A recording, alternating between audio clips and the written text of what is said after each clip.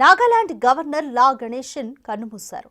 శుక్రవారం చెన్నైలోని అపోలో హాస్పిటల్లో చికిత్స పొందుతూ తన 80 ఏటవ ఆయన మృతి చెందారు. ఇటీవలే ఆగస్టు 8న చెన్నైలోని తన ఇంట్లో కింద పడిపోవడంతో తలకు తీవ్ర గాయాలైంది. అప్పటి నుంచి అపోలో హాస్పిటల్లో చికిత్స పొందుతున్న ఆయన తుది శ్వాస విడిచారు.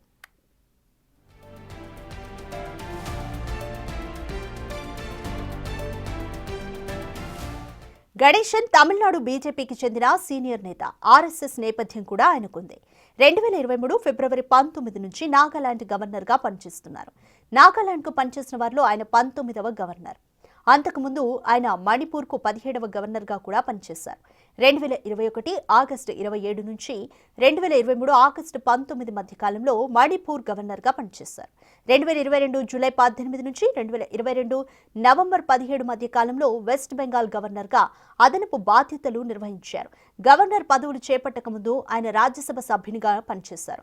మధ్యప్రదేశ్ నుంచి రాజ్యసభ ఎంపీగా కొనసాగారు.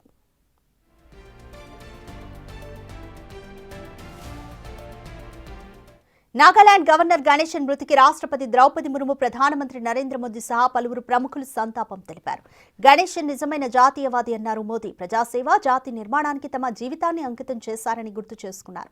తమిళనాడు అంతటా బీజేపీని విస్తరించడానికి ఆయన కృషి చేశారని తెలిపారు.